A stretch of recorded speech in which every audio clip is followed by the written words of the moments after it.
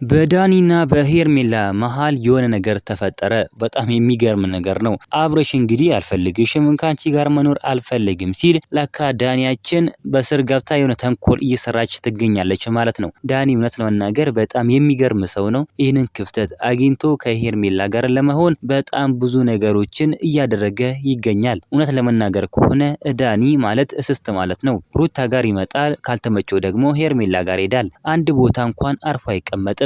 አሁን በሄርሜላ ጎራ ነው ያለው። እውነት ለመናገር ከሆነ ዳኒ አብርሽና ሄርሜላ በመጣላታቸው በጣም ደስ ብሎታል። ይህንን ክፍተት ደግሞ ለመጠቀም የሚያደርገው ነገር እውነት ለመናገር ከሆነ በጣም የሚገርም ነገር ነው። እሱ የሚፈልገው እንግዲህ ከሄርሜላ ጋር መኖር ነው። ተጋብቶ ከሄርሜላ ጋር መኖር ይፈልጋል። ደግሞ እውነት ለመናገር ከሆነ አብርሽ በቃ አልፈልግም፣ አብርሽ እናንተ ጋር መሆን አልፈልግም ካለ ዳኒ ያው ምን ይደረጋል ታዲያ? ዳኒ ያው ፈልጓል።